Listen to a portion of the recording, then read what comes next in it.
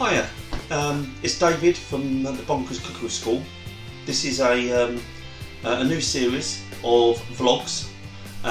Welcome to my uni food hacks and tips series. What I'm going to do is I'm going to be bringing to you 7 different episodes over the next few weeks, where I'm going to give you some basic tips and some helpful hints on how to survive your first year at uni when it comes to food. Now, I'm not going to be like the same other chefs that are going to show you you've got to cook everything. These are all going to be little hacks and little ways of improving your eating habits while away.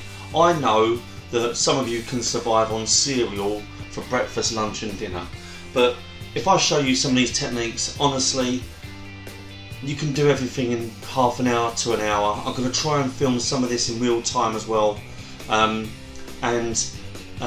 know, and just give you a bit of a helping hand. Now, today's episode is about your essentials. Basically, I'm going to go through the basic provisions that you'll need to cook with, things that you'll always need, and something that your parents, hopefully you're watching this, will put in your survival kit.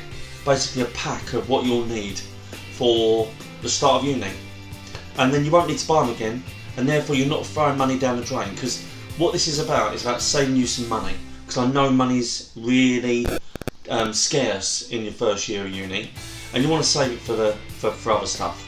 So I believe that by the end of these 7 episodes, you will save yourself a fortune, basically. I'm not asking you to spend your whole time cooking, that's not what it's about. But what this is about is, when you get back from uni, or you need something to eat, some simple life skills and some hacks that will help you feed yourself, get some energy, and get out there and enjoy yourself in your first year. Okay? So, the first thing I want to cover in this series is basically the kind of stuff that you'll need to take away with you before you get to either in your halls of residence or the whatever house you're sharing. I don't know what your arrangements are, but it very much depends on what's on offer here. So what I'm going to do is I'm going to show you some of the what I think are important utensils. Now just remember, whatever I go through, I've written a comprehensive list in the comment section of the in the description on the YouTube video. Okay, so just have a quick look down there. It's not an exhaustive list, you can add whatever you like to it, but these are the things that I think are really important to have. Now, I'm going to be a bit biased because I'm a chef, right? So there'll be things that I would like, but I know you guys aren't going to worry about a sieve. Who needs a sieve? All you've got to do is cook the stuff. But things like, you know, a mixing bowl, preferably a metal one so you don't smash it. Glass ones are always around, but don't buy these, buy a metal one. Okay? Also, when you do your fancy dress party in Halloween, I'm sure they'll do it. You can dress up as a Dalek, I don't know, just being silly. But a couple of mixing bowls. Metal ones are really handy because they're not going to break. Alright? Also, another little thing is your knives. Now what I'm going to do is I'm going to show you some knives, okay? And I'm also going to show you what utensils you look. So let's start on the utensils first, okay? So, here are some essentials. Now, to my mind, everybody needs a masher, okay? Mashed potato, mash anything. You can mash anything with that. Beautiful, really handy. A pasta claw or a pasta spoon, or what? I just call it a pasta spoon. These little spikes here are ideal for spaghetti and lifts them out of the pan. Alright? Also, did you know the hole in there? The hole in there measures 1 portion of pasta. Okay? So if you've got spaghetti, measure it through that hole and it'll give you a perfect portion of pasta. Ooh, that's a little tip, alright? So put the pasta through there and that'll measure it for you. Okay? This is called a slice or a fish slice. Brilliant for eggs, everything. Alright? Ladle. Slotted spoon for getting things out of the boiling water without getting water everywhere. A wooden spoon for stirring things, and a whisk. Always need a whisk. Now, let's move these out of the way. Okay? let's move these out of the way. Right, so there's those kind of important. Now these are old knives of mine. Okay, a simple small knife is handy. Make sure they're always sharp. Okay, and a medium-sized knife. You could have a large chopping knife if you really want one. These are all old, but you know, if there's parents out there who don't want to spend the money, go and get yourself a new lot of knives and send your kids away with these ones. All right, they'll get lost. You know what'll happen. That's a carving. That's a bread knife if you buy bread, but you're probably going to buy it sliced already. And that's all you'll need really, and a peeler. Okay, let me go and get a peeler. Let me see if I can find one. All right, hold on.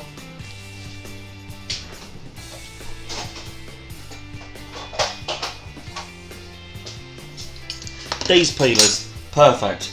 Buy these in the shops. They're called speed peelers. They're really handy. All right, look, those, perfect. Okay, they'll do the trick. All right, peelers. That's that. Other thing that's really handy, these plastic containers, food containers for any food that you cook. Put it in the fridge, use it as a lunchbox, anything you like. Alright? Really good, handy, freezable, cheap. You can buy about, I think about 10 of these for a few quid, and with lids.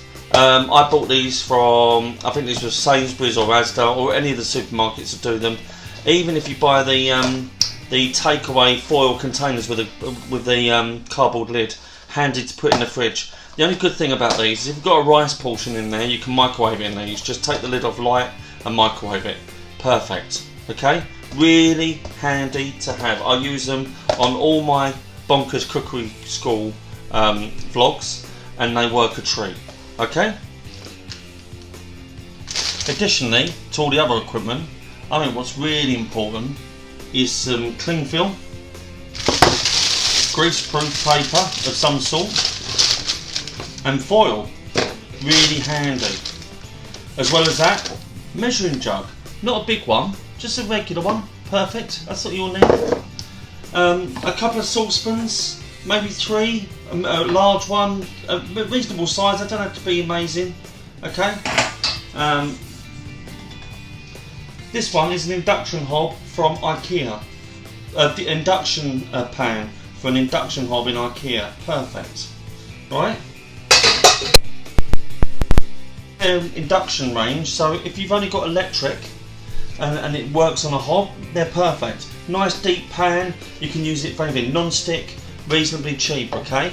And that one works really well, okay? I've used this on gas and induction and a hob, and it all works, okay? Really good heat distribution, which is not really that important to people, but it is good if you're cooking. It just creates the heat all the way around the pan, okay? That's what you're looking for, alright? And the other thing is a colander. A colander's really important. It for your pasta, potatoes, vegetables, anything, okay? Really important. In the comments below there'll be an even longer list of this, but I'm just showing you the kind of key essentials, alright? But that is perfect for your startup. Now I've shown you the utensils and some of the pots and pans that you'll need and some of the equipment that you'll need, I'm going to go through some of the herbs and spices that you'll need, and some basics really, some of the things that you'll need in your larder just to get, just so you can call upon them when you need them, okay? So what I'm going to do is I'm going to go through them with you, alright? Okay, when it comes to food, alright, what you want to look for is things that are going to have long dates, okay, and help you with giving your food flavour, okay? So, some essentials would be, now, I use sea salt, but go out there and get some salt. You need salt. Next one, pepper, okay? In a pepper mill that you've already got, don't worry about it. Okay, some essential spices. Now, these are all bought in glass, okay? Now, these are essential. Paprika, Chinese 5 spice, Smoked paprika if you want it. Right, these are really good. Garlic salt, really handy, okay? Ground ginger if you want to do anything a bit more Asian and Oriental. Mixed spice for things like curries, KFC, alright? Turmeric for curries, okay? More mixed spice. I have all of these in my cupboard. I use them nearly every day. Marjoram, but mixed herbs are fine, like these. Just get these mixed herbs in. Really important. Chili powder, really handy. Get a bit of spice. Now, as for tida, now this is a little secret ingredient that a lot of Asian and Indian cuisine would use, okay? Now, if you're in a rush and you haven't got time to chop onions, stick this little bad boy in, about half a teaspoon in anything you cook, and it gives you that oniony flavour, okay? Now, these are all kind of in bottles, right, or in glass bottles. You don't need to use these, alright? I'll show you which ones to use. And this is smoked garlic granules. There's not many left in there because I use them all the time, okay? But these little things, that group of spices right there will keep you going for a good 6 months, okay? Next thing we've got is olive oil for everything you can cook with it. Good for your pastas and everything else. Sunflower oil, okay, or vegetable oil. Vegetable oil is unrefined rapeseed oil, so it's not bad, okay? Right, another little tip for the top. These packets here. Now, in supermarkets, they use these as, these are cheaper versions than these, okay? You'll get double the amount of spice in there than you would do in a glass bottle. You're paying for the glass bottle. So if you get your mum and dad to pick up the glass bottles first, buy these going forward and top them up, alright? Get curry powder, and the place to find them is in your world food aisle, alright? World food aisles are where it's at. That's where you'll get all the cheaper options. Gherkins, hot dog sausages, funny things that you wouldn't normally. Rice is even cheaper. Oils are normally cheaper. Anything like that. Okay. Now, so all the spices. Now, in the world food aisle, you'll find things like this. Now, pot noodle is normally about £1, £1.50. This one's 75p in the shops. Okay, this was in the supermarket. So try and find stuff that's a little bit kind of left field, does the same job, probably tastes better, okay? But these little pots are fantastic for snacks, okay? Check the ingredients, make sure that they've got some, just check the ingredients, make sure you're happy with the calorie content. This one, love these. These are called naked rice pots. This one's katsu curry. It's got a little bit of dried chicken in. You can get vegan ones as well and vegetarian ones. But these ones will feed you up for dinner. I've had this for dinner once. Little tip for the top. If you ever use these pots and you want to put a bit extra in there, go and buy some cooked chicken from the deli counter that has all the roasted chickens. £3.50, you get a whole roasted chicken. Pull all the meat off, add it to this, and it'll give you a bit more source of protein. Okay? Same with that. That's got beef in it, but you could add anything to it. Mushrooms, anything you like. Alright? That's another little tip for the top. Now this stuff. Now this is M&M sriracha sauce, right? M&M? M&S. But this hot sauce is amazing, okay? I mix this with mayonnaise and it's an amazing sauce. I might even show you how to make something called dynamite shrimp. Yeah, dynamite prawns or shrimp, where you get crispy prawns, deep fry them in a batter and then add this little lot to it with some mayonnaise. It's amazing. I'll even show you how to make popcorn chicken, I think, next week. Another little thing, popping corn. You want a snack? Don't get the microwave stuff, cost you double. This little lot is about 70p for this bag, and it will make you God knows how much popcorn. A small handful in a pan will make you enough popcorn to see you through 2 movies.